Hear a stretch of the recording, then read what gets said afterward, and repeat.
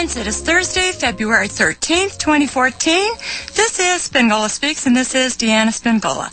I'm coming to you from the Chicago suburbs.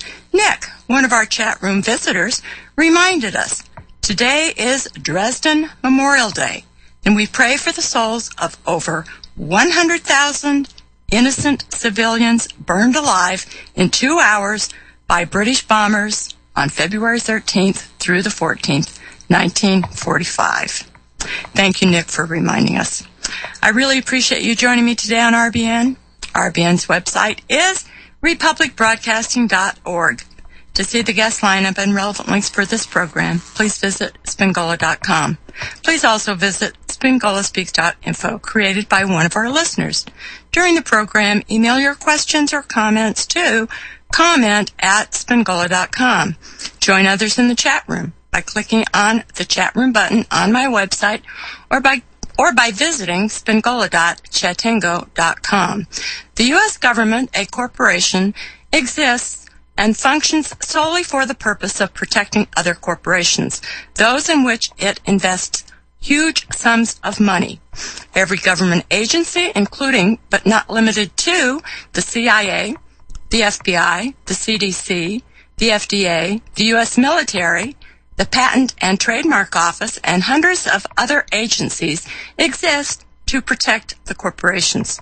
The government also shields and defends occupational labor unions such as the American Medical Association and, of course, other unions. In addition to using military force to assist corporations, the government has instituted trade agreements beginning with Israel in 1985 with the Israel-United States Free Trade Agreement. We all know about the North American Free Trade Agreement, NAFTA. Congressional bribery just for NAFTA, known as pork barrel promises, totaled $50 billion. By January 1st, 1999, due to NAFTA, U.S. job losses amounted to 600,000. There are dozens of other trade agreements, all of which benefit corporations in search of cheap labor or, in this country, slave labor, such as those that they use in the privatized corporate prison industry. The government allows corporations to fluoridate the water, put aspartame in your food, and heaven only knows what else, in addition to creating GMO crops. The U.S. government permits the pharmaceutical industry to target everyone in the country with billions of so-called legal drugs, while the military facilitates the dissemination of the drug cartel's illegal drugs from other countries, this time from Afghanistan via its phony war. Following World War II, the U.S. government, using its T-forces, plundered everything of value in the Axis countries, seizing at least 300,000 patents just from Germany. Corporate heads actually visited Germany as consultants on those seizures. After Tesla died, the government confiscated all of his work and distributed his revolutionary ideas, along with all of those patents from Germany, to its favorite corporations. Again, the corporation nation, as Clint Richardson calls it, works for and in behalf of corporate interests and will do anything imaginable, all sorts of damage control, in order to protect those corporations from all culpability and justice for the death and destruction that they continue to inflict throughout the world. Do you remember when water was relatively free and unadulterated from the faucet? Then a corporation introduced Evian bottled water. A friend of mine a few years ago noted the fact that Evian spelled backwards is naive. I wonder if there is something in that. Tesla believes that everyone should have free access to safe energy without having to pay anyone for it, just as everyone used to have access to water. Dr. Stanley Milham talks about the health issues that erupted through the metered corporate control of electricity. Now, corporate interests are attempting to attach a dangerous radiation-emitting smart meter to every home in America. All of this is an assault on every individual. Okay, I'm done with my rant, but trust me, it is relevant to today's guest. And in order to follow along with our guest today, I would like you to visit drjudywood.com/WTC. Again, Dr. Judy Wood, www.judywood.com/WTC. We will take calls in the second hour when we open the phone lines at 800-313-9443. My guest today is Dr. Judy Wood. Her websites are drjudywood.com and wheredidthetowersgo.com. Her book is Where Did the Towers Go? The Evidence of Directed Free Energy Technology on 9/11. Dr. Wood has a BS in Civil Engineering, an MS in Engineering Mechanics, that's Applied Physics, and a PhD in Materials Engineering Science. She is the foremost person who can talk about what she talked about in her book. She's got the background, the education, and the courage to talk about this. Dr. Wood, welcome to the program. Thanks for having me. Well, thank you for being on. All righty. Well, 9/11 was certainly, as you have indicated in the past, they absolutely, and I totally agree with you, that those who planned 9/11 also planned a cover-up because they understood that there would be astute people in the public who would say, wait a minute, I don't quite believe what the government is telling us about 9/11, that somehow 19 Arabs somehow took over the entire U.S. government and locked it down, and they did this with box cutters. So, and we've talked quite a lot about this damage control, and you also have the book, same one that I have, How to Counter Group Manipulation Tactics by Ekman, and she was on my program yesterday. And so it's been an interesting experience for you. After you published your findings on your website, and were you ever considered, or did you ever consider yourself part of the so-called 9/11 truth movement? No, I didn't. I'm a scientist and an engineer, a forensic scientist, and I conduct research and write reports. That's what I do. And also, my work has nothing to do with conspiracies. It has nothing to do with theories. I explain what's there. So it has nothing to do with conspiracy theories. Conspiracy theories don't help determine what happened. The key is to know what you know that you know that you know, and you know everything else you don't know. And don't fill in that gap with assumptions and guesses. So you stick with what you know. Sure. And I've always admired your stance on not speculating. You do not speculate. You do not go out of... you don't say what you think might have happened, or you just present the evidence. You make no speculations on who did it. You don't claim to know the serial number of anything that they used. You simply present what was there, and you don't go beyond that. You don't speculate, even if people kind of goad you into doing that. And some people say that you're just being elusive. No, you're simply not going off into a speculation tangent like so many Exactly. people do. Exactly, because speculation gets you nowhere. I can say these are some possibilities, this can't be ruled out, but I'm not going to speculate and say, that must be what it was then, because I can't think of anything else. Well, if you can't think of anything else, then you have a kind of a limited ability to think. But there's, quite a few possibilities, but what we know that we know that we know can rule out certain things. Exactly. All righty, we are going to a 3-minute break, and when we come back, then maybe we can visit that page that I mentioned, drjudywood.com/WTC, and we can go over some of these things that you have on your website. Be right back in 3 minutes. Welcome back. This is Deanna. Our guest today is Dr. Judy Wood, and please visit drjudywood.com/WTC to follow along.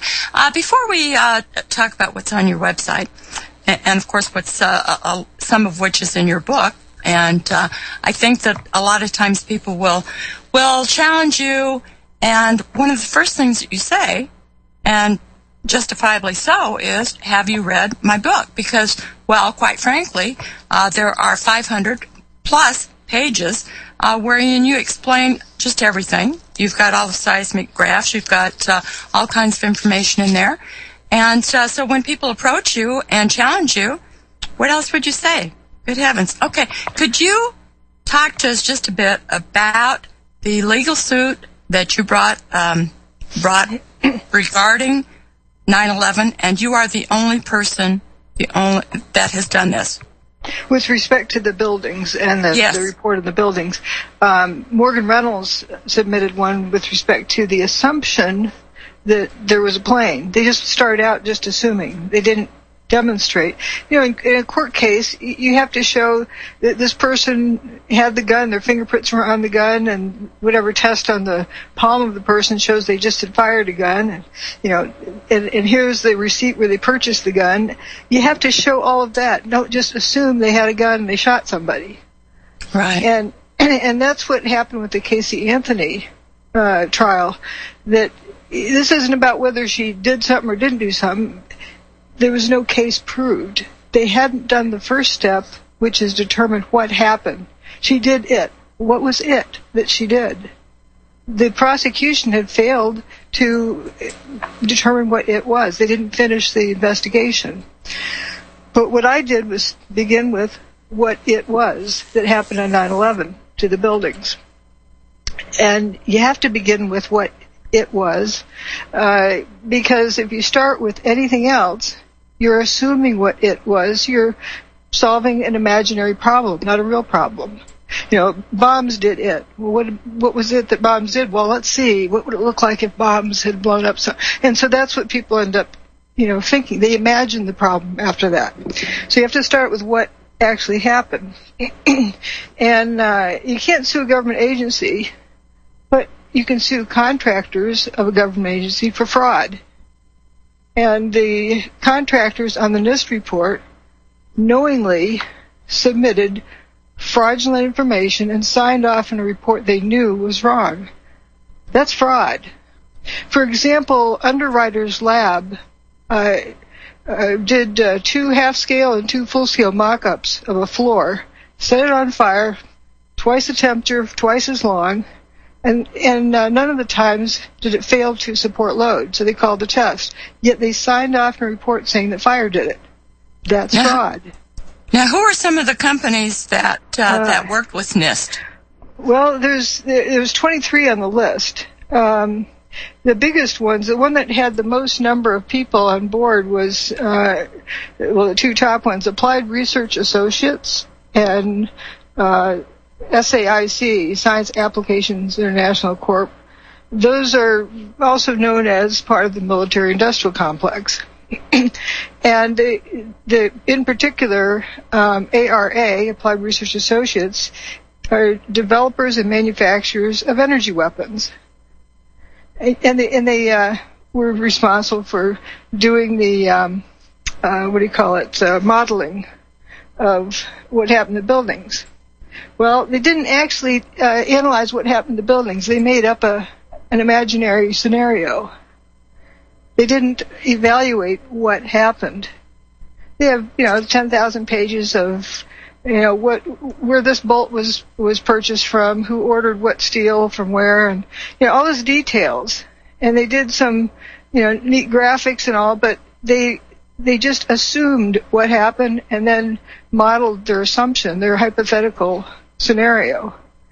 And that's fraud. Exactly. And so, under the law, I need to show that I was the first. I'm still the only one to bring this up. And also that fraud was committed. Well, NIST even admitted to me that there was fraud. They admitted that they didn't evaluate what happened to buildings, yet they were mandated by Congress to determine why and how the towers, quote, collapsed. Well, if they'd analyzed it, they would see that the towers didn't collapse. They turned to dust in midair. Right. Most of them did. So if this had gone to court, so I obviously qualify. But the judge in the lower court dismissed it, saying, well, he's not going to hear a case about who shot JFK or what landed on the moon. Wonder if he read the case. That isn't what my case was about. And so we appealed it to the Court of Appeals, and those judges were respectful. And they, in the footnotes, even acknowledged that they were ignoring the law to dismiss the case. If this case had gone forward, think of that scenario. If this case had gone forward, I get to put people under oath. Now, imagine if you put those people, ARA and SAIC under oath. And, ARA in particular, they have, currently I think, they still have, and they had at the time, a contract with the U.S. government to know everything about any weapon of mass destruction that is being developed or has been developed anywhere. So not only could they recognize what technology that was used, they would know whose technology it was. Wouldn't it be nice to put them under oath? Indeed. If this case had gone forward, that's what would happen. So I kind of think that has to do with why they dismissed it. But the judges were respectful. They didn't laugh the case off. They just, they were ignoring the law to dismiss the case. What did they say to you regarding? I don't want to get into that. If it was okay, that's okay. Yeah, all right. You had to be in the courtroom to hear it. If there's, I guess, other people who were.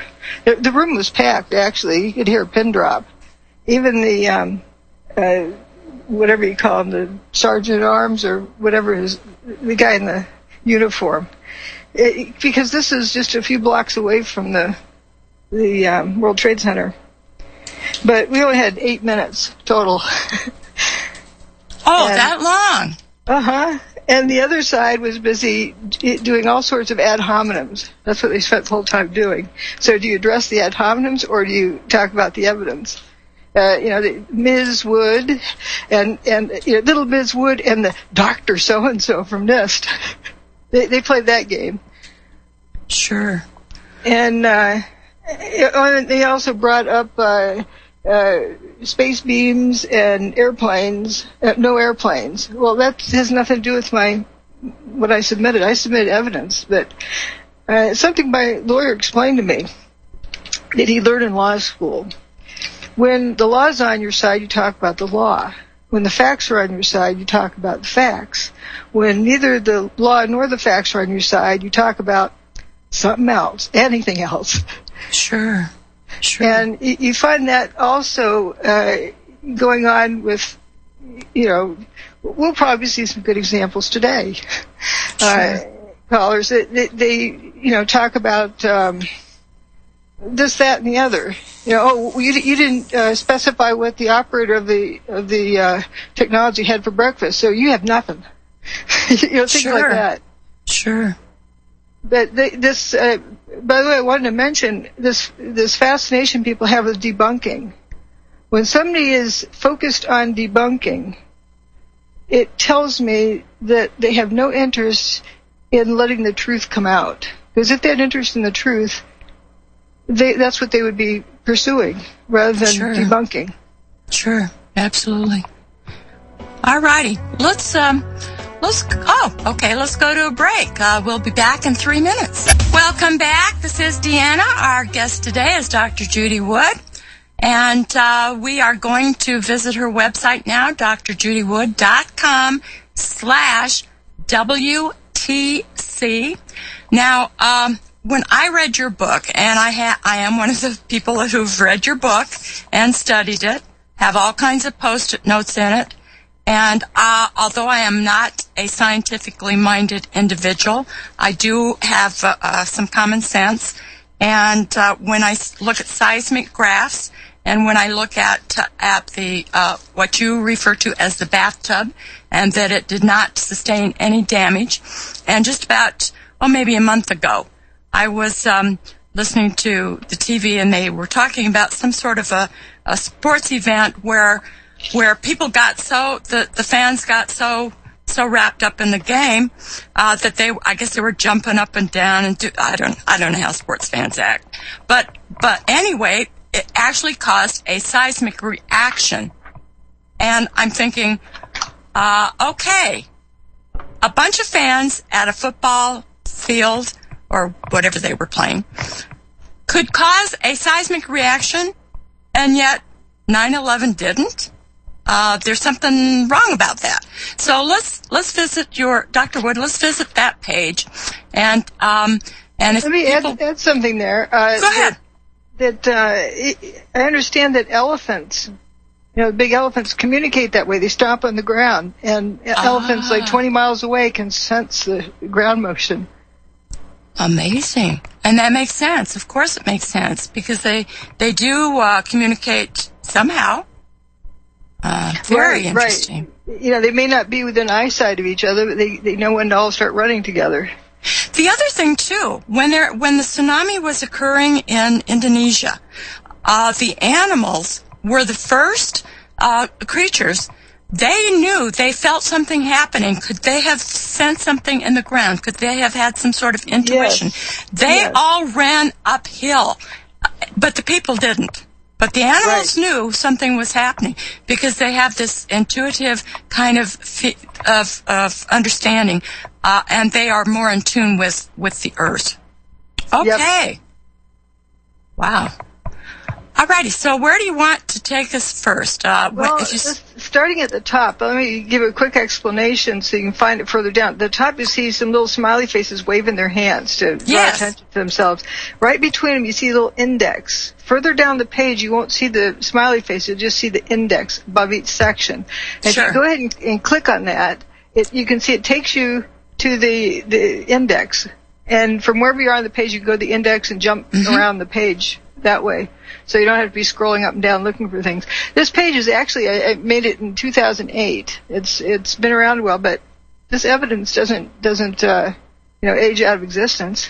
So, of course not. You didn't update it when you found new popular things or new popular speculative ideas or anything, or when you got some new information, because you based all of your information on this page from evidence, not from ideas and popular theories. It's evidence. Right, and it's also not about picking one thing and then extrapolating from there and saying, oh, that means, the speck of dust in my dust baggie means blah, blah, blah. Well, you'd have to show a connection between that dust baggie and what happened to the buildings. Sure. And so you have to start out with what happened to buildings. And these first two videos, we won't play them, but you'll see stuff, especially the one on the right. You can see a chunk of material falling down the edge of the building. Yes. And it's aiming down towards this intersection and over Building 6 below. And right below that is the Vesey West Street intersection from two different directions. And you see basically it just has paper there, a few pieces of aluminum cladding. Now, some people will say, well, she didn't show what was in, the corner of Liberty and West Street. She didn't show it was the corner of Church and that's in other pictures. But I'm talking about what came straight down here. And we'll see later this big crater that's in Building 6. But it's empty. And so you see this material falling down, you see it turn to dust as it falls, and you should see something in that intersection. You see unburned paper. Indeed. So something Which is weird amazing. about that. Yes. So let's see, where should we start? Just start scrolling down and go to C. I have always appreciated all of these. Some of the principal data that must be explained. That list is, to me, very, very interesting. But I interrupted you. Tell us. Oh, no, that's okay. It's okay. So the C, the debris or lack of debris, we kind of talked about at the beginning. And also, if you click on the pictures, it should open a new window where you get a big version of it. Like in Figure 8, you see the ambulance there. If you click on that, you should get a bigger picture of it in a new window.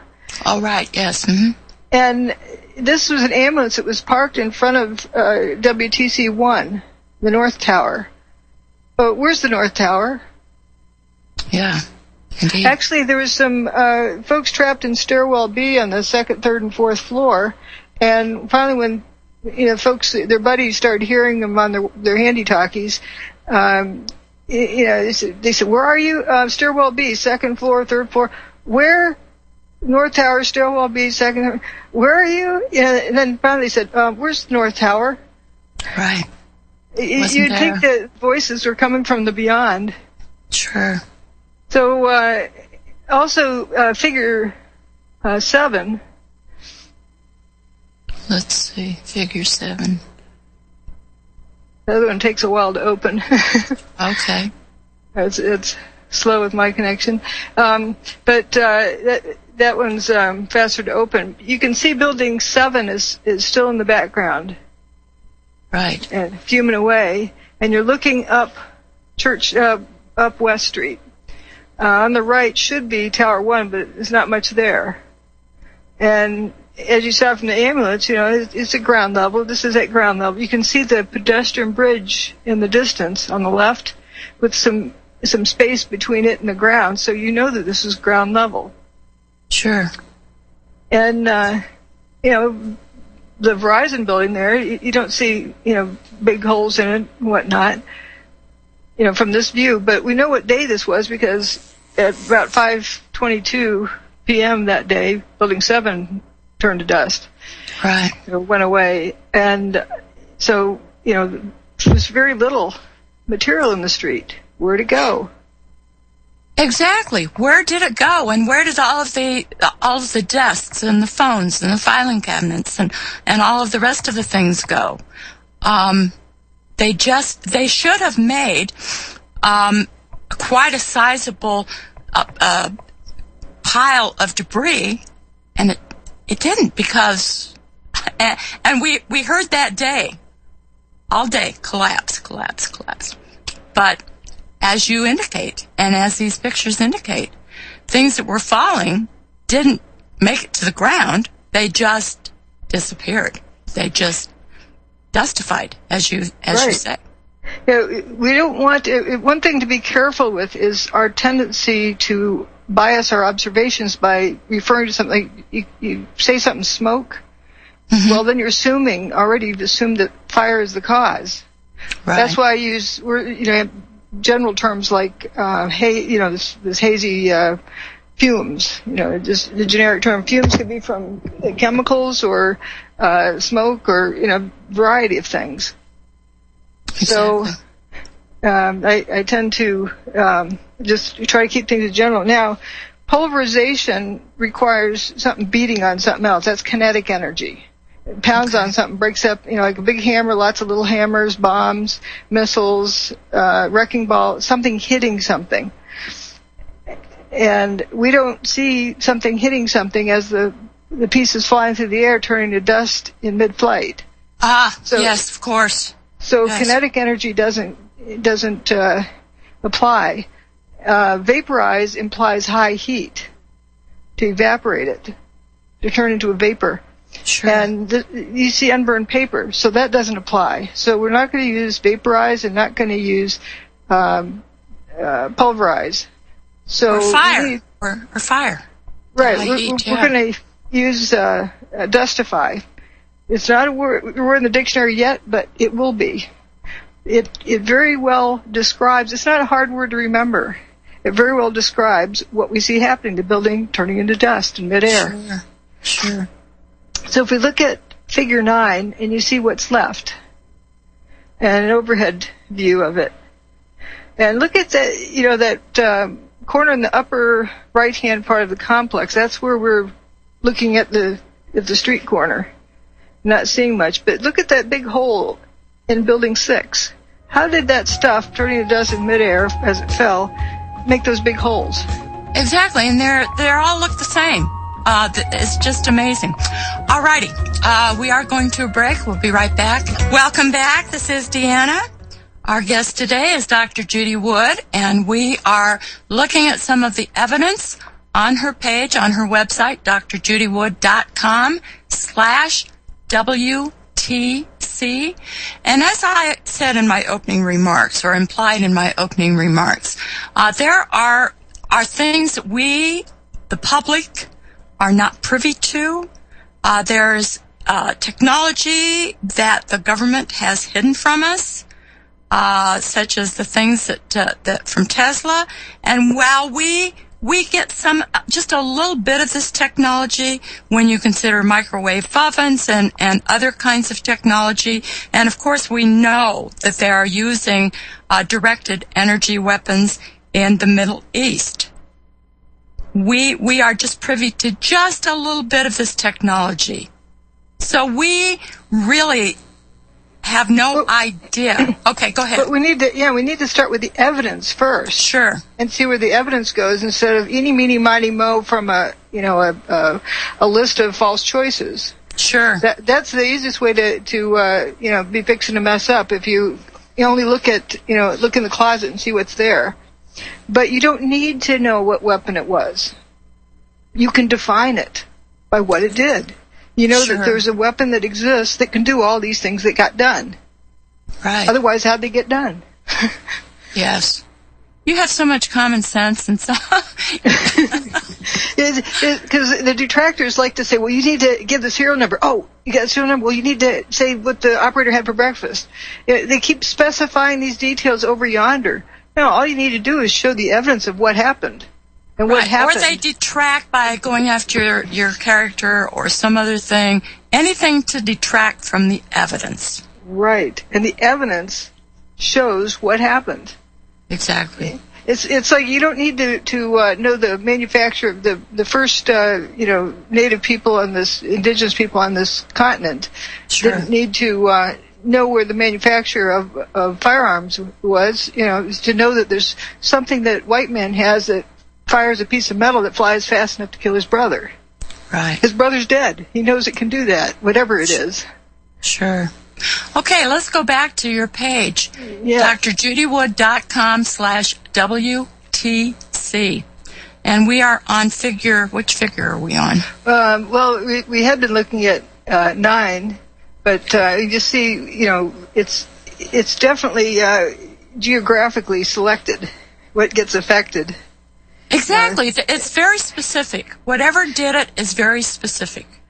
Geographically, It was told to go here and not over there. Buildings with the WTC prefix and not the ones right next to it.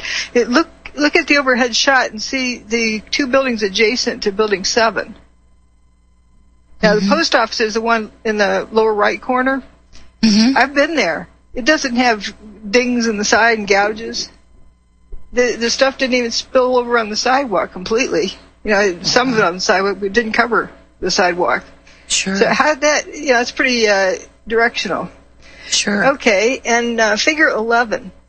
Mm-hmm. That's standing over by Church Street between buildings 4 and 5 and looking westward through the complex. You can see in the distance on the right the remains of that stairwell.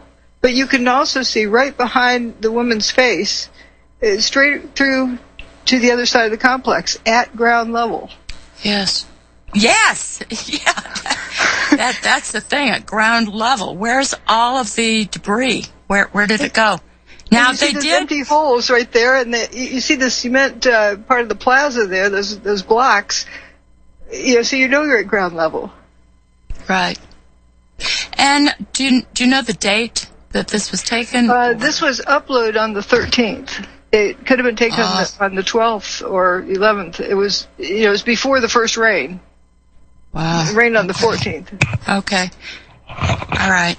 Now we heard from in the media that they were hauling stuff away and all of this stuff. If they had to haul all of what should have been the debris from that site, it would have taken months. Well, if you look at figure 8, with the ambulance there, did they haul it away before the dust cleared? Yeah. That doesn't make sense. Sure. That, I think, is a cover story for why the stuff isn't there. Actually, it was 24 hours after the towers went away, the north and south towers, not 24 hours after Building 7 went, but approximately noon the next day, George Stephanopoulos was reporting from the scene and talking to Peter Jennings in the studio. And Peter Jennings says, George, Jackie Judd and others have been asking, where did all the rubble go? And George says, well, I've been asking folks that. And one volunteer, Robert Gerlinski, explained it all fell down into the ground, was pulverized, evaporated. Oh. And it sounds funny, but you really have to feel for the guy, because it's his job to report what's there, and that's the best he could do. Sure. Now, with his experience, because he just, he's not a scientist. How does he explain where to go? Sure. Now, the ambulance. You said at one point that there may have been some sort of a device in that ambulance that grounded it. And I know that when you're grounded, and I believe in earthing and all that kind of thing. But so talk to us a little bit about the ambulance. I don't know that exact ambulance, but ambulances, is part of the code that they need to be grounded when they're loading passengers and unloading. Some cars build up a charge. I know mine does. When I get out and go to stand on the ground, go to shut the door, and zap. Sure. Spark arcs over. You can't have that kind of thing going on if you're loading up somebody in a delicate situation, like with a heart problem. And so, it's reasonable that this one would have been grounded, when it's parked.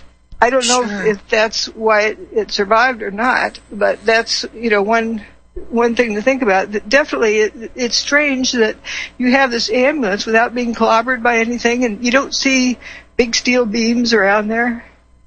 You piece of aluminum cladding, but you have some steel. I call them wheat checks. Actually, it was a photographer who initially called it that, because they look kind of like the cereal wheat checks or shreddies if you're in the UK. And you should have a whole lot more material there. The left-hand wall is about the same height as the 8-story building 6. Right. Where the other 90 or Yes, where's all the stuff? Where's the desk and the filing cabinets and or all the 102 stories of just the outer facade? Yeah, you don't see any scraps of toilet, or it should be like 3,000 toilets there. Sure. So there's a paucity of material. Right. And as we come down, figure 14 you can see the inside of building 6. And figure 15, that's another view of the inside. And you can count up the floors, 1, 2, 3, 4, 5, 6, 7, 8. It was an 8-story building. So you're at ground level. Wow. Now, you notice that wheat checks in the bottom left corner of that figure 15? Little piece, the prefab units of 3 columns wide by 3 stories tall is what I'm referring to as wheat checks. Those prefab units the building was made from, and they're very recognizable. But if you look down the bottom left-hand corner of that picture, you see some. It looks like some material there. I'm getting a larger picture, but you'll see these. It's just straight down cuts, but you see at the bottom you have some wheat checks. Right. If I didn't see that, I would think I was looking at the inside of the Muir building from Oklahoma City. Oh. It looks just like that. You're right. With those little stringies sticking out of the floor. It's just, straight vertical. And, bombs go out radially. They don't go vertically, make cylindrical cuts. So it's just an observation. Nothing. You're right. Absolutely. Speculating. Absolutely. And actually, some people don't recognize things like this, and they actually find a picture of the Muir building and post it on their site as the WTC. Right. I saw that. Let's see. Figure 16 is another view of that hole in the building, that void. Oh my goodness! We're at the top of the hour break. Okay, we will be back at 6 minutes after the hour. Stay with us. This is fascinating. Evidence, people. Welcome back. This is hour 2 of Spingola Speaks. This is Deanna. Our guest today is Dr. Judy Wood. She is the author of Where Did the Towers Go? The Evidence of Directed Free Energy Technology on 9/11. Dr. Wood has a BS in Civil Engineering, an MS in Engineering Mechanics, which is Applied Physics, and a PhD in Materials Engineering Science. Her websites are drjudywood.com and wheredidthetowersgo.com. drjudywood.com. And we are looking at some of the images at drjudywood.com/WTC. So if the listeners go to that website, drjudywood.com/WTC, and we are on we talked about figure 15 in the last hour. So why don't we pick it up from there? How about if we move around to things that people, might have questions about more? Absolutely, sure. And so if you go hit the index at the top of that section, the little index link, it takes you up to the index, and then pick R, lack of high heat. This is something that, the truthers memorized this list of talking points. They didn't ever look at the evidence. They just memorized and repeated.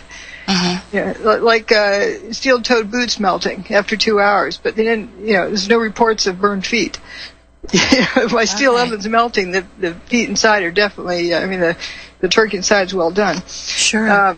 But here's some images. All right, we have this figure in section R, lack of high heat. Figure 115, there's a guy running down the street with a dust cloud passing him.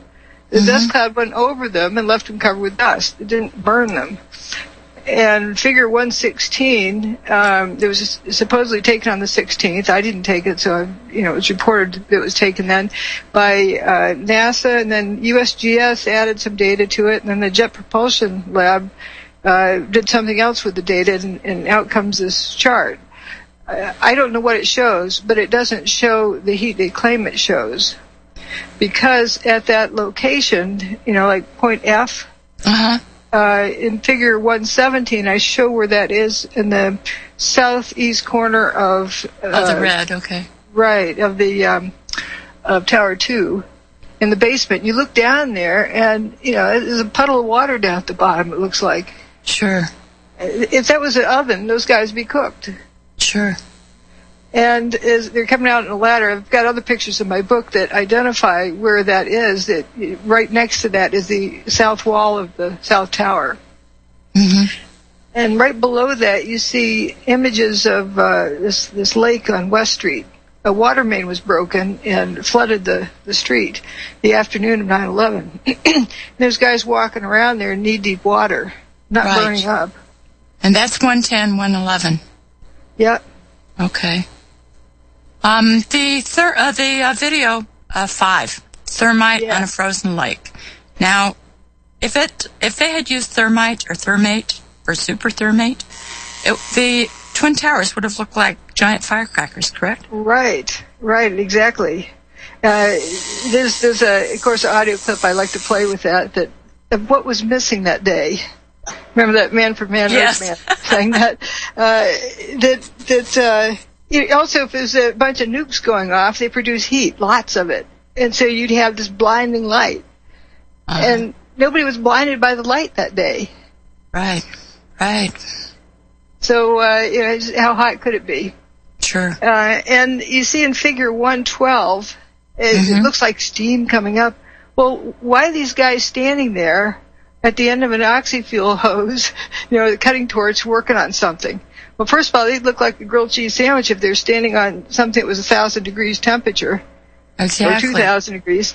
And also, you wouldn't be dragging an oxygen hose over the surface.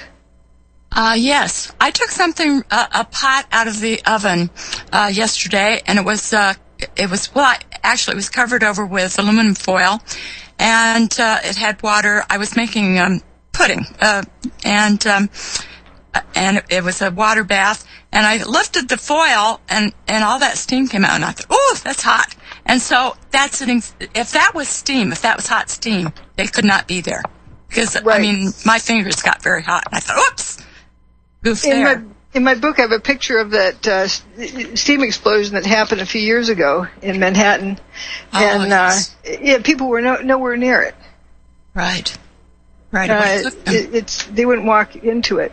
And there's that figure 113 where folks have seen that a lot. It's orange glowing things. Just because it's glowing and it's orange doesn't, mean any particular temperature. Okay.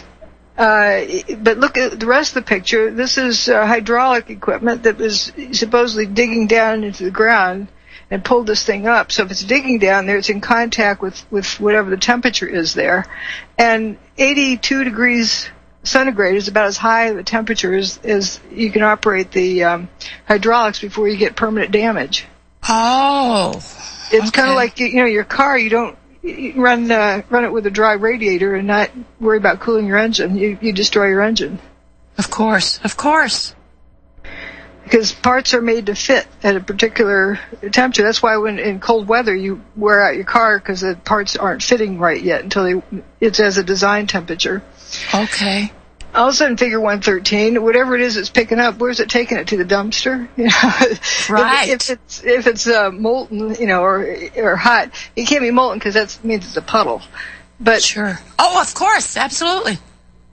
So whatever it is, it's orange. We can say that, but that doesn't necessarily mean temperature. Okay. That's why I use, orange or Cheeto color, because that thing in the ground looks like a Cheeto, just so I don't mentally assume it's hot and say hot glowing. Right. Because we've seen that there's no reason to assume it's hot. Things glow for a variety of reasons. One of the best examples I like to give is incandescent light versus fluorescent light. They both glow. One's hot, one's not. Okay. You wouldn't change an incandescent bulb with your hands after it'd been on a while. Right. So 115, 116, 117, you see this ongoing fuming coming out of the ground for quite some time. That 116, that's Halloween. October 31st, the date on that picture. What is that fume stuff coming out of the ground? It's not hot because these guys aren't cooked. Indeed. So I hope that answers some questions about just because you saw the USGS map, don't assume that is temperature. I'm not saying somebody photoshopped it. I'm saying that it isn't representing what was there. Because we see these guys down in the hole and guys, wading through the water, and it wasn't hot there. We didn't see paper burning. Okay. Actually, there were some of the workers there that complained about how cold and damp, their boots got wet and soggy in a cold, damp basement that they were wading through. Right. Okay, so color does not necessarily denote temperature. That's right. Okay. Think of neon lights. Sure. Okay. And all that whatever that is, it isn't steam, or they would be cooked. They would be lobster. And there's or clams, I should say. Right. And there's some pictures in the book of this oxy-fuel hose draped over the pile, in another picture. And I remember Jesse Ventura, when he was on Alex Jones's show, Alex was saying, well, they have these, USGS maps. And Jesse said, well, you wouldn't stay at the end of that hose if it was hot, now would you? Right. He said it was kind of fun. But, sure. Yeah, it's obviously, you look at other things. Don't make one assumption based on one piece of information. Yes, it's glowing. Could be hot, could be something else. So let's look at other clues in the picture. Sure. All righty. We're going to a 3-minute break. Welcome back. This is Deanna. Our guest today is Dr. Judy Wood. And we are at her website, and the page is drjudywood.com/WTC. This is such a visual thing. You can hardly talk about this on a radio program without actually looking at the images because it's so visual. So anyway, I hope that people will look at this page, drjudywood.com/WTC. And she is, of course, the author of Where Did the Towers Go? The Evidence of Directed Free Energy Technology on 9/11. And now a lot of people say, well, couldn't there have been numerous kinds of technology used that day, like bombs and whatever else people are saying? Well, we've talked enough about the lack of high heat, so things that produce lots of heat can be ruled out. Like nuke bombs, whether they're big or small, they make lots of heat.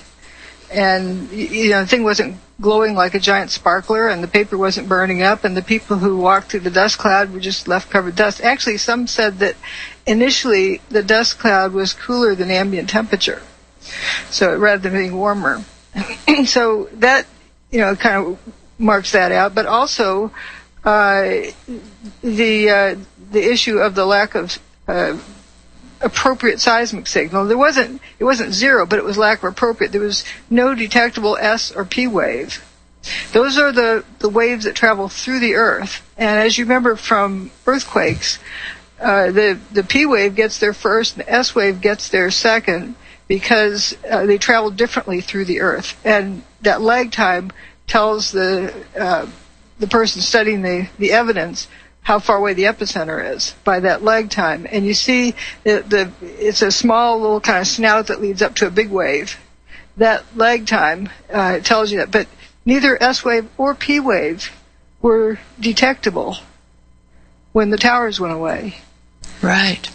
And in other what words, about... it didn't travel through the Earth. It was only a surface wave. Sure. And a surface wave was not appropriate in magnitude either. Okay, what about the bathtub? If we go to, let's see. G? Yep. Section G on that page.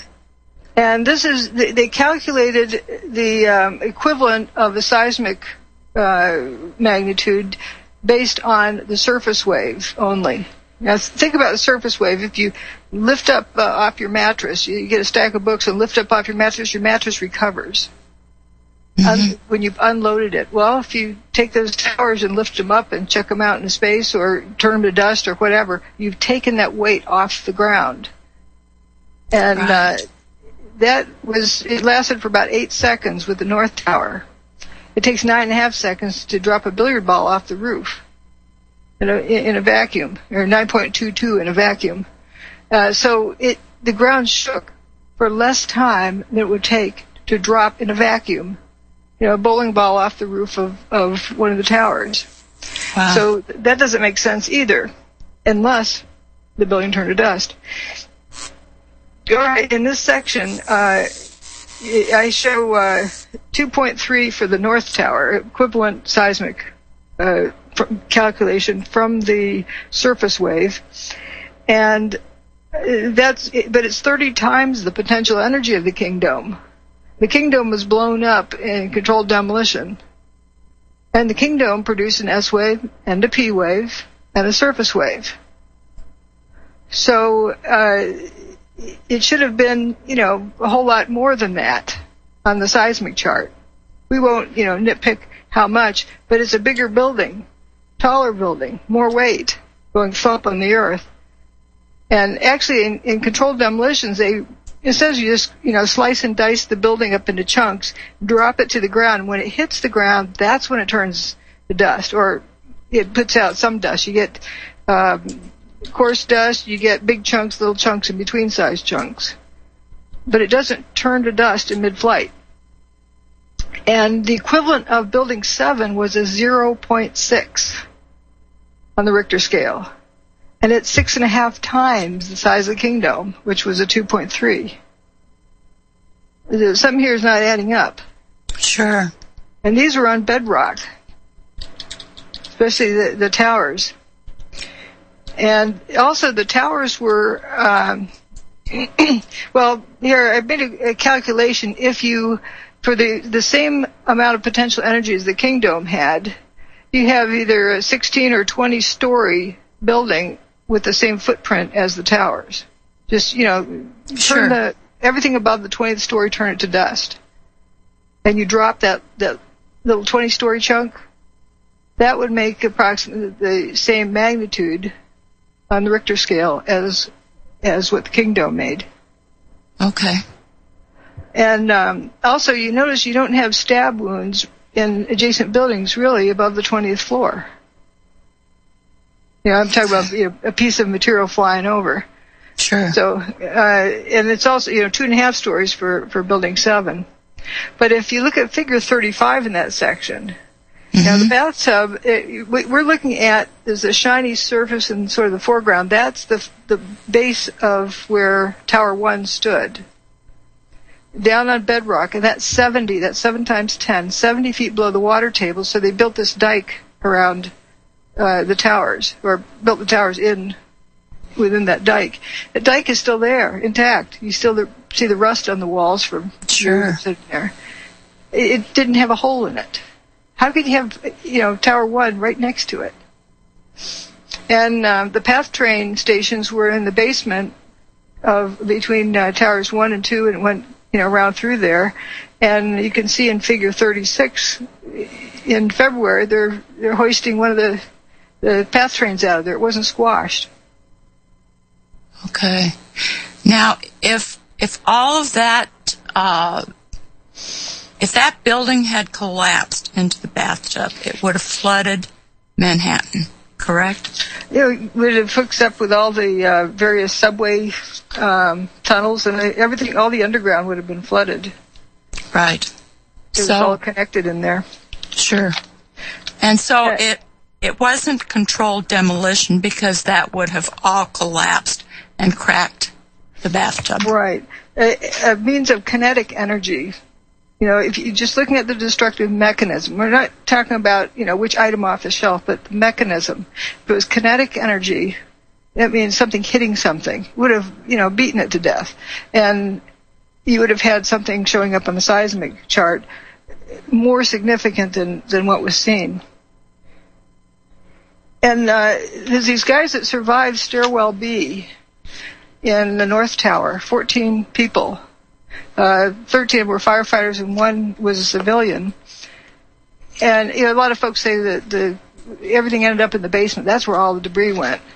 Well, how would those people, how did debris get to the basement and not squash those people? Did it, take a detour down Church Street, make a left on Vesey Street, and, go down to the basement that way, take the elevator down? How did the debris get to the basement?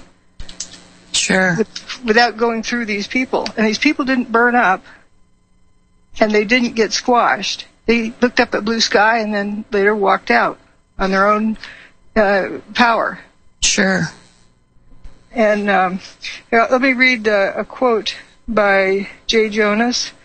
He said, I looked and said, guys, there used to be 106 floors above us, and now I'm seeing sunshine. And he later said, there's nothing above us. That big building doesn't exist. Then he later said, these are the biggest office buildings in the world, and I didn't see one desk, one chair, one phone, nothing. And I'll add to that toilets, because they're usually recognized in a demolition if they haven't been removed ahead of time, like if a tornado blows down a house or tears up a house, and sure, you see toilets and bathtubs left. Right. All righty, we are going to a break, and perhaps when we come back, we can take some phone calls. We'll be right back in 3 minutes. All righty, welcome back. This is Deanna. Our guest today is Dr. Judy Wood. Her websites are drjudywood.com and Where Did the Towers Go? She is the author of Where Did the Towers Go? The Evidence of Directed Free Energy Technology on 9/11. I would recommend... well, it's a fabulous book. It's like a textbook. And people will not be disappointed when they read this. It explains everything. It's just absolutely amazing. I've got a scenario that just came to mind. If you have an owner next to his dog, another owner next to his dog, and simultaneously both owners step on their dog's tails, the likelihood is the dogs are going to go after each other. They'll fight to the death, chewing up each other. Neither one really knows what they're fighting about. Sure. Revenge is a powerful tool. It's an animal instinct. And when we are in revenge mode, we shut off logical thinking. That's how it works. And of course. Let's go attack Iraq. Let's go. We got to get somebody. We don't care who it is. We don't care what was done. We just got to go get somebody. And so when you get focused on revenge, you shut off logical thought. That's how Patriot Act slides through and all sorts of other goodies get going. When people are distracted by, shutting off their logic, thinking about revenge. So the people who are really focused on, we got to go get somebody, they're damaging themselves. Yes, of course. This technology is out there. That's the important thing. Few people saw it on 9/11. You looked at the images. You plugged your ears and didn't pay attention to what you're being told to see. You would have seen buildings turning to dust in midair. Oh my gosh. But the majority of the people around the planet believe what they're told. Now, if that kind of a psyops can be played on you, do you think that the planners didn't plan for a cover-up?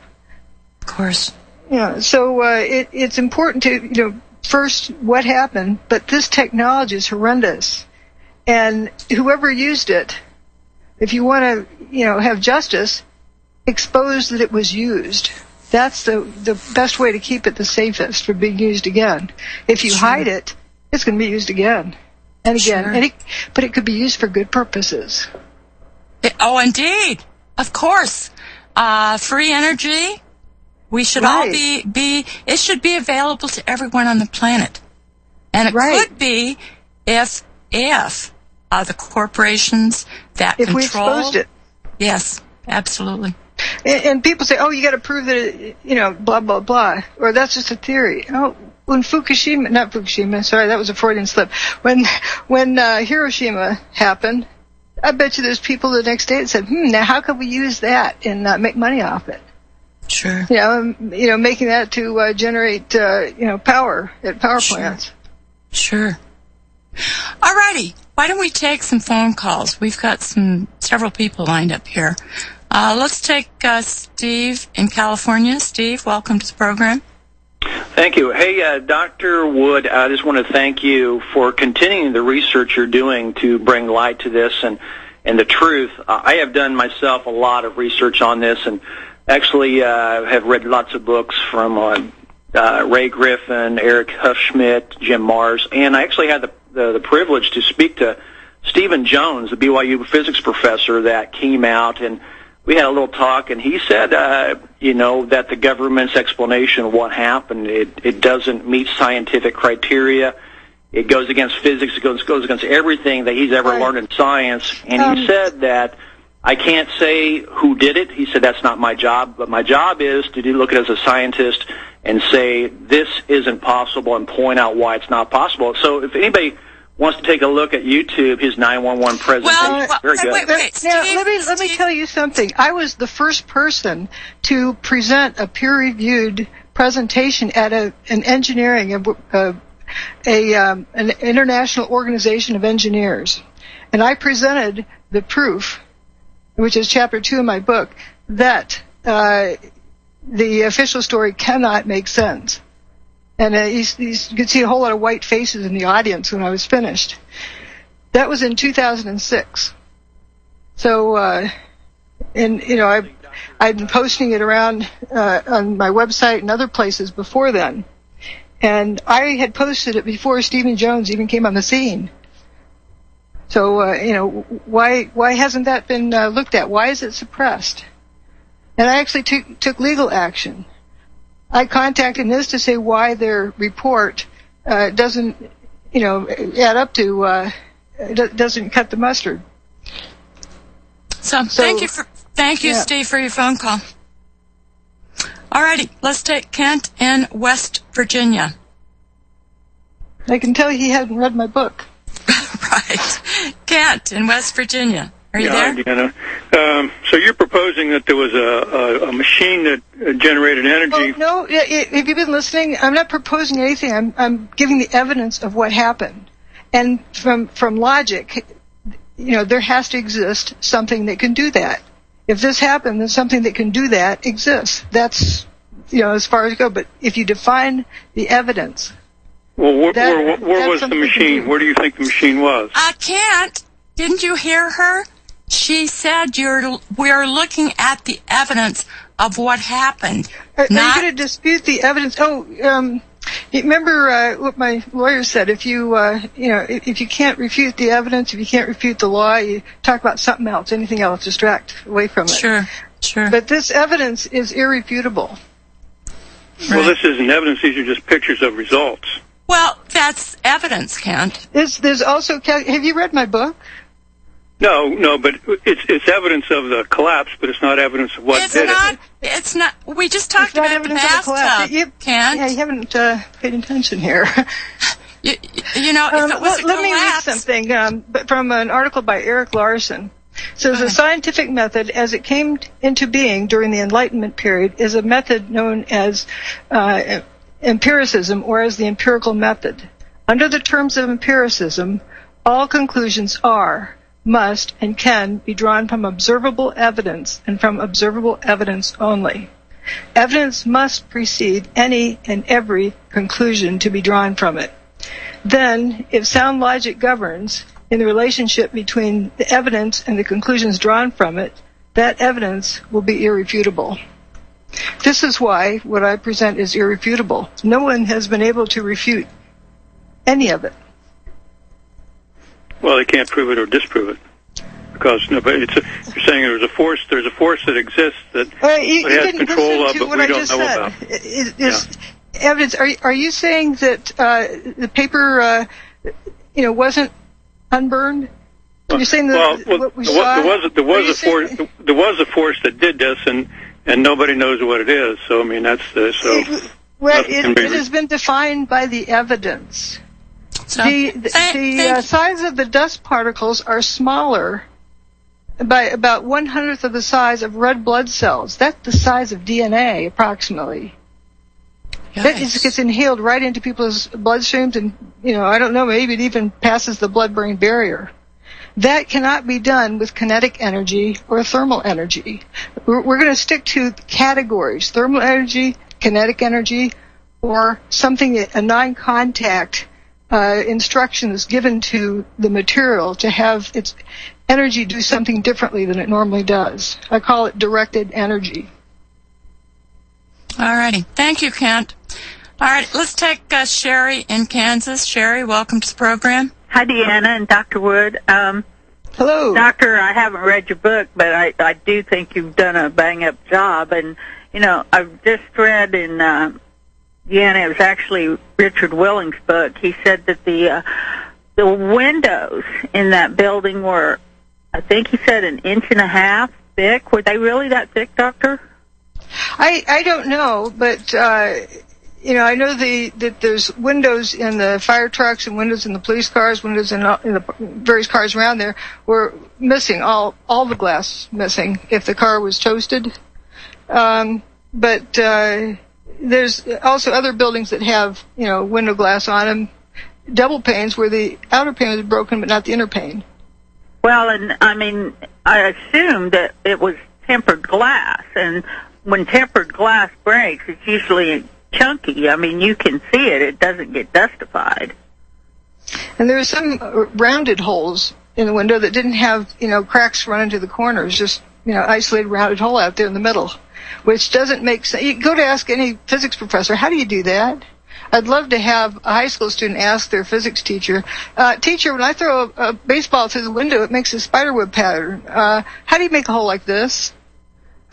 It would be interesting to see how the glass in the cars broke, because I have broken a window in a car, and it is tempered, and if it also did what the window glass in the building did. That's all I had. Thanks. Yep. Okay. Bye. Well, thanks.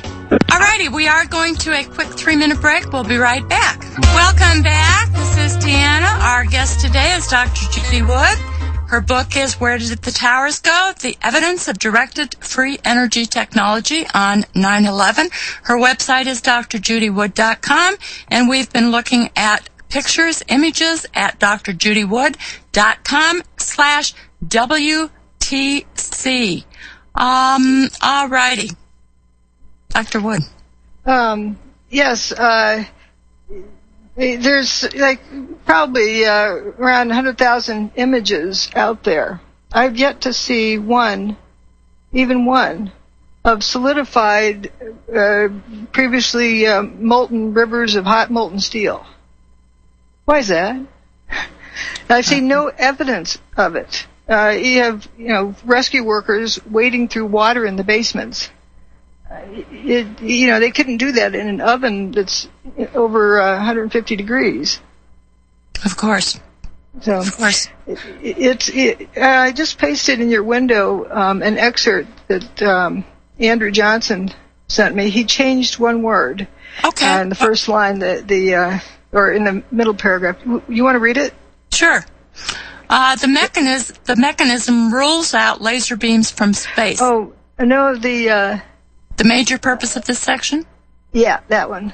Okay. The major purpose of this section is not to present evidence of anything, but to show that evidence does not seem to matter. The answer to why it doesn't matter is embedded in an ongoing, rather deep and tangled confusion, and it will take mental equipment far more stalwart than mine to penetrate it. A considerable volume of very strange evidence exists about 9/11 that is simply not challengeable, even if it is strange. But since evidence doesn't matter, we need not examine the entirety of the volume to make the point that it doesn't matter. The above sentence probably sounds like a babble of words, but the babble might become more understandable if the concept of information management is factored into it. And we've talked about information management yesterday, actually. Mm-hmm. Information management has to do with establishing whatever is to be conceptualized as constituting reality within any given societal framework or within any social grouping. This is to say that reality making and information management are somehow interrelated, largely because the reality cannot be constructed unless information relevant to it is managed in this or that way. And certainly this has been the case since day one with the media.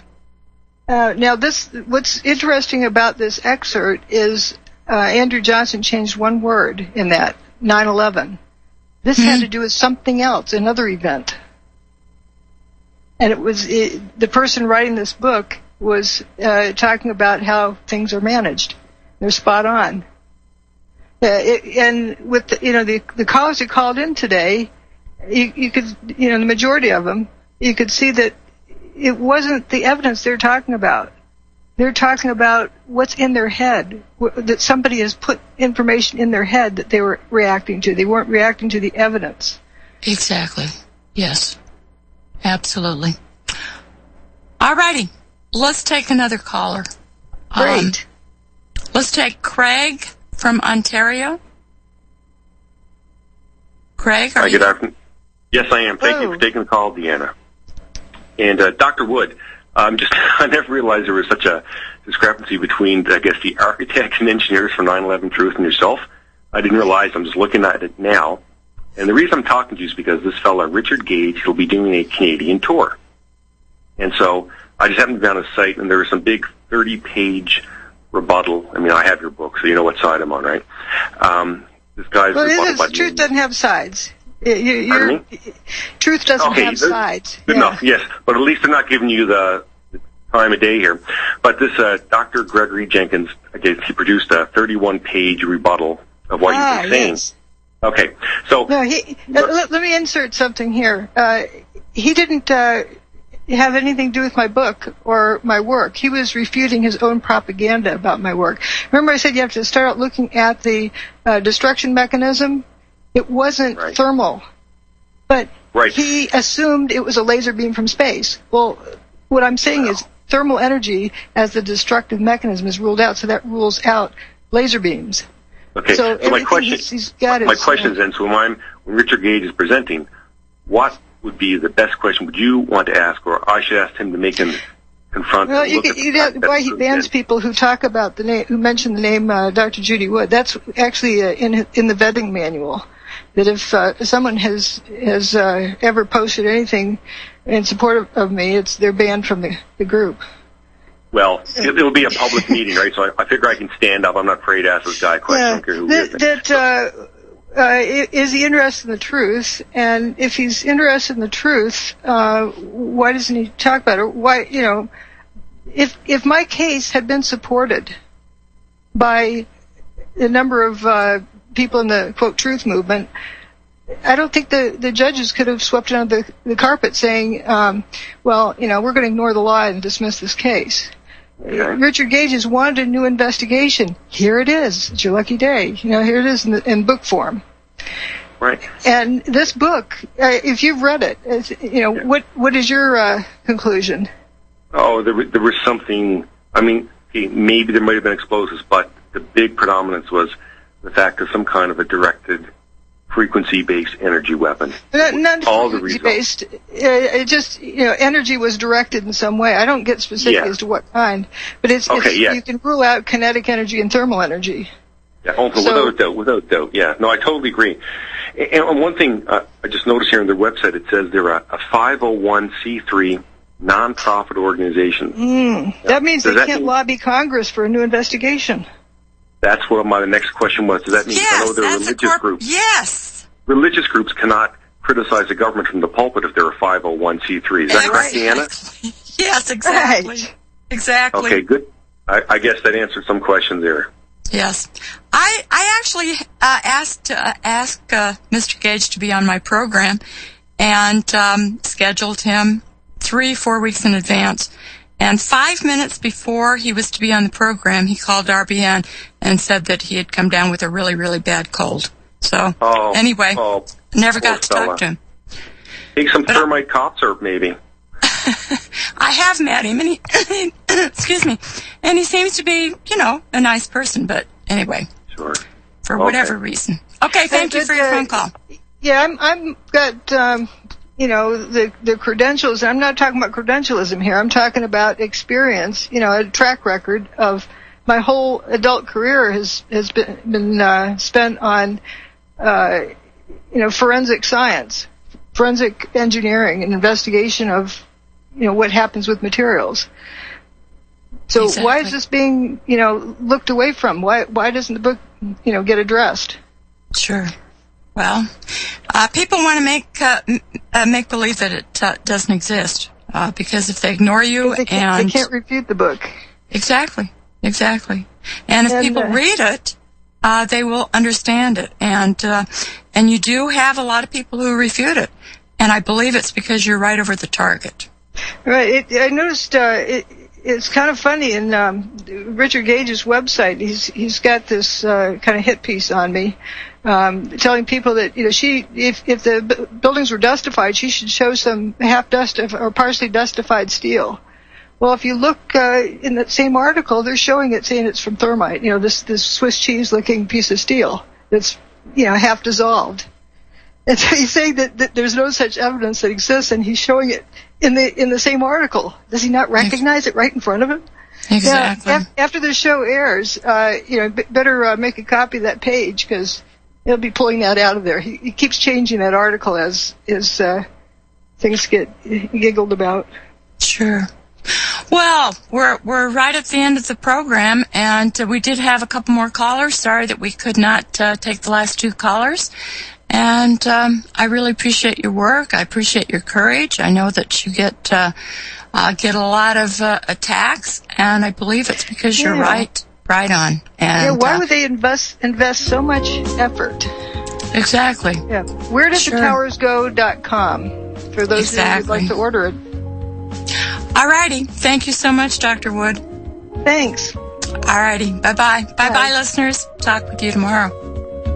An MS in engineering mechanics, that's applied physics, and a PhD in materials engineering science. She is the foremost person who can talk about what she talked about in her book. She's got the background, the education, and the courage to talk about this.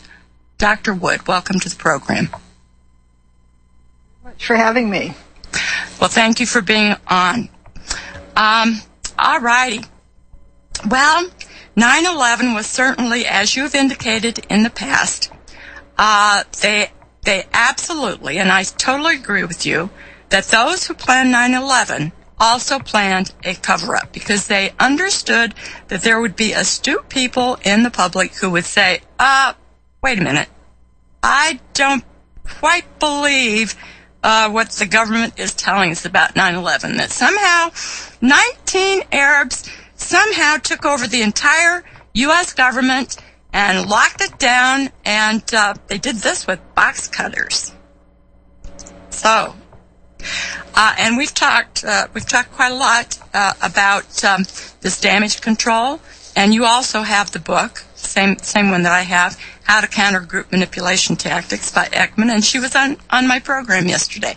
And so it's been an interesting experience for you. After you published your findings on your website, and were you ever considered, or did you ever consider yourself part of the so-called 9/11 Truth movement? No, I didn't. I'm a scientist and an engineer, a forensic scientist, and I conduct research and write reports. That's what I do. And also, my work has nothing to do with conspiracies. It has nothing to do with theories. I explain what's there. So it has nothing to do with conspiracy theories. Conspiracy theories don't help determine what happened. The key is to know what you know that you know that you know, and you know everything else you don't know. And don't fill in that gap with assumptions and guesses. So you stick with what you know. Sure. And I've always admired your stance on not speculating. You do not speculate. You do not go out of... you don't say what you think might have happened, or you just present the evidence. You make no speculations on who did it. You don't claim to know the serial number of anything that they... Step, which is determine what happened. She did it. What was it that she did? The prosecution had failed to determine what it was. They didn't finish the investigation. But what I did was begin with what it was that happened on 9/11 to the buildings. And you have to begin with what it was, because if you start with anything else, you're assuming what it was. You're solving an imaginary problem, not a real problem. You know, bombs did it. Well, what was it that bombs did? Well, let's see. What would it look like if bombs had blown up? And so that's what people end up, thinking. They imagine the problem after that. So you have to start with what actually happened. And you can't sue a government agency, but you can sue contractors of a government agency for fraud. And the contractors on the NIST report knowingly submitted fraudulent information and signed off on a report they knew was wrong. That's fraud.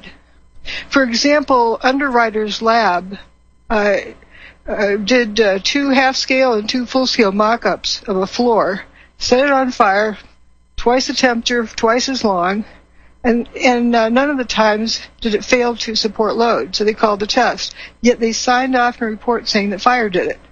That's fraud. Now, who are some of the companies that worked with NIST? Well, there's 23 on the list. The biggest ones, the one that had the most number of people on board was, the 2 top ones, Applied Research Associates and SAIC, Science Applications International Corp. Those are also known as part of the military-industrial complex. And in particular, ARA, Applied Research Associates, are developers and manufacturers of energy weapons.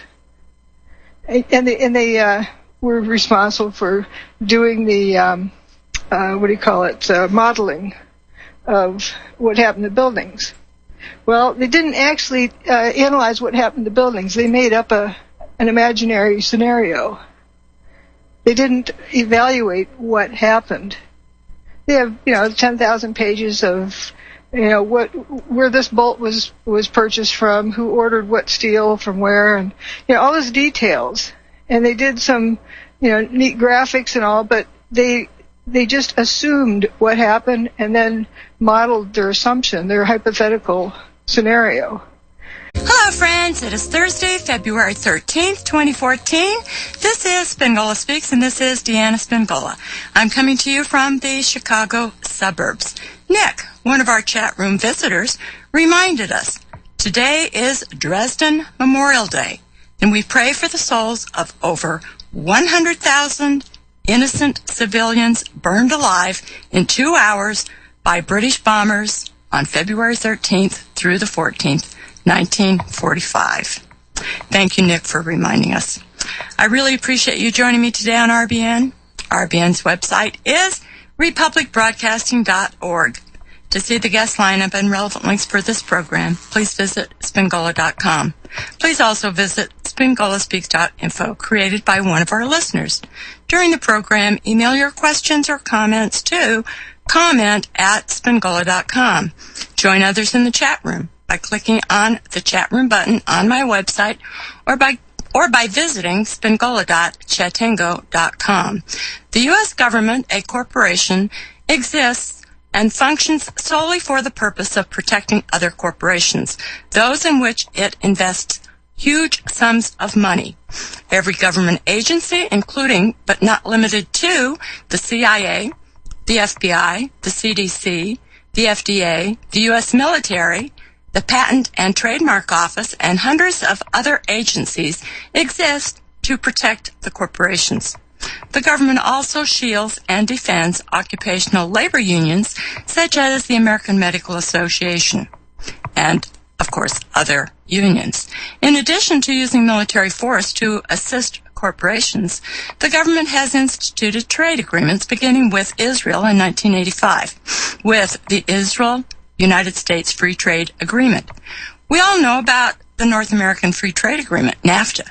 Congressional bribery just for NAFTA, known as pork barrel promises, totaled $50 billion. By January 1st, 1999, due to NAFTA, U.S. job losses amounted to 600,000.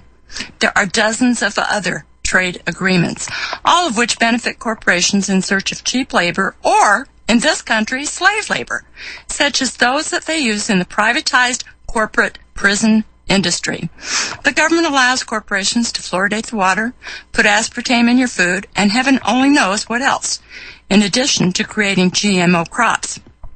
The U.S. government permits the pharmaceutical industry to target everyone in the country with billions of so-called legal drugs, while the military facilitates the dissemination of the drug cartel's illegal drugs from other countries, this time from Afghanistan via its phony war. Following World War II, the U.S. government, using its T-forces, plundered everything of value in the Axis countries, seizing at least 300,000 patents just from Germany. Corporate heads actually visited Germany as consultants on those seizures. After Tesla died, the government confiscated all of his work and distributed his revolutionary ideas, along with all of those patents from Germany, to its favorite corporations. Again, the corporation nation, as Clint Richardson calls it, works for and in behalf of corporate interests and will do anything imaginable, all sorts of damage control, in order to protect those corporations from all culpability and justice for the death and destruction that they continue to inflict throughout the world. Do you remember when water was relatively free and unadulterated from the faucet? Then a corporation introduced Evian bottled water. A friend of mine a few years ago noted the fact that Evian spelled backwards is naive. I wonder if there is something in that. Tesla believes that everyone should have free access to safe energy without having to pay anyone for it, just as everyone used to have access to water. Dr. Stanley Milham talks about the health issues that erupted through the metered corporate control of electricity. Now, corporate interests are attempting to attach a dangerous radiation-emitting smart meter to every home in America. All of this is an assault on every individual. Okay, I'm done with my rant, but trust me, it is relevant to today's guest. And in order to follow along with our guest today, I would like you to visit drjudywood.com/WTC. Again, drjudywood.com/WTC. We will take calls in the second hour when we open the phone lines at 800-313-9443. My guest today is Dr. Judy Wood. Her websites are drjudywood.com and wheredidthetowersgo.com. Her book is Where Did the Towers Go? The Evidence of Directed Free Energy Technology on 9/11. Dr. Wood has a BS in civil engineering. You simply present what was there, and you don't go beyond that. You don't speculate, even if people kind of goad you into doing that. And some people say that you're just being elusive. No, you're simply not going off into a speculation tangent like so many Exactly, because speculation gets you nowhere. I can say these are some possibilities, this can't be ruled out, but I'm not going to speculate and say, oh, that must be what it was then, because I can't think of anything else. Well, if you can't think of anything else, then you have a kind of a limited ability to think. But there's, quite a few possibilities. But what we know can rule out certain things. Exactly. Alrighty, we are going to a 3-minute break, and when we come back, then maybe we can visit that page that I mentioned, drjudywood.com/WTC, and we can go over some of these things that you have on your website. Be right back in 3 minutes. Welcome back. This is Deanna. Our guest today is Dr. Judy Wood, and please visit drjudywood.com/WTC to follow along. Before we talk about what's on your website, and of course what's some of which is in your book, and I think that a lot of times people will challenge you, and one of the first things that you say, and justifiably so, is, have you read my book? Because, well, quite frankly, there are 500 plus pages wherein you explain just everything. You've got all the seismic graphs. You've got all kinds of information in there. And so when people approach you and challenge you, what else would you say? Good heavens. Okay. Could you talk to us just a bit about the legal suit that you brought regarding 9/11, and you are the only person that has done this? With respect to the buildings and the report of the buildings, Morgan Reynolds submitted one with respect to the assumption that there was a plane. They just started out just assuming. They didn't demonstrate. In a court case, you have to show that this person had the gun, their fingerprints were on the gun, and whatever test on the palm of the person shows they just had fired a gun. And here's the receipt where they purchased the gun. You have to show all of that. Don't just assume they had a gun and they shot somebody. Right. And that's what happened with the Casey Anthony trial. That this isn't about whether she did something or didn't do something. There was no case proved. They hadn't done the first